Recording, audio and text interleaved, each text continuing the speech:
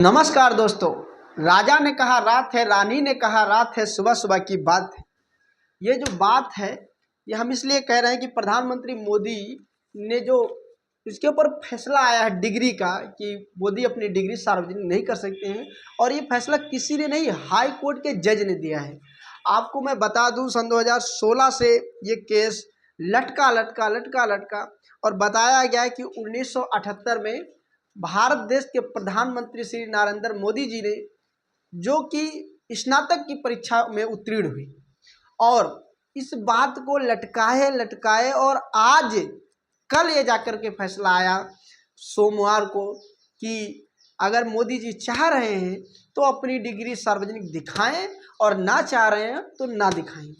बड़ी बात यह है, क्या आपके दिमाग में कभी आपके सवाल आता है कि बाबा भीमराव अम्बेडकर जी ने जब संविधान बनाया होगा, लिखा होगा, तो क्यों नहीं ये लिख दिया कि संविधान में ये कोई ऐसा प्रावधान बना देते कि चुनाव लड़ने के लिए इतनी परीक्षा जरूरी होती है? क्यों नहीं किया? मैंने उसके बारे में अध्ययन किया और मैंने बहुत ज़्यादा अध्ययन किया, पढ़ा, तो मुझे कुछ मिले ऐसे तथ्य जैसे आपके सामने रखना चाहता हूँ। भारत उस समय बहुत ही जगहों से टूट चुका था। पहली बात तो पूरब का हिस्सा बांग्लादेश चला गया, पश्चिम का हिस्सा पाकिस्तान चला गया था, और हैदराबाद, जूनागढ़, ऊपर से कश्मीर का मुद्दा चल रहा था। उस कश्मकश मंजस में जो एक सरकार बनी कांग्रेस की सहमत से, जिसमें पहले सभापति सच्चिदानंद सिन्हा जी चुने गए और दूसरे स्थायी सभापति डॉक्टर राजेंद्र प्रसाद चुने गए। अब इसमें एक चीज नोट करना, जितने नेता आपको मिलेंगे कैबिनेट मंत्री में, एक भी नेता नहीं था जिसके आगे पीछे डॉक्टर या इंजीनियर ना लगा हो। बाबा भीमराव अम्बेडकर जी के मन में ये दूर दूर तक भनक नहीं लगी कि क्या कोई ऐसा भी समय आएगा जिसमें अनपढ़, गंवार, जाहिल, भट्ट चुनाव लड़ सकते हैं। और इसी को मद्देनजर रखते हुए बाबा भीमराव अम्बेडकर जी ने ऐसा कोई भी प्रावधान, ऐसा कोई भी कानून, ऐसा कुछ भी संविधान में नहीं लिखा कि चुनाव लड़ने के लिए आपको भी एक कंपटीशन एग्जाम देना पड़ेगा।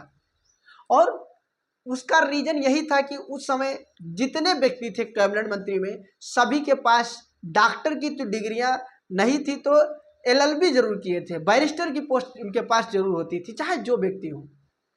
आप देख लीजिए, डॉक्टर भीमराव अम्बेडकर, डॉक्टर सच्चिदानंद सिन्हा, डॉक्टर राम मनोहर लोहिया, और ये जितने भी नेता हुए, राधाकृष्णन, डॉक्टर राधाकृष्णन, ये या नहीं कुछ है तो प्रोफेसर हैं, नहीं कुछ है तो इनके पास बैरिस्टर की पोस्ट है, नहीं कुछ है तो एक डॉक्टर है।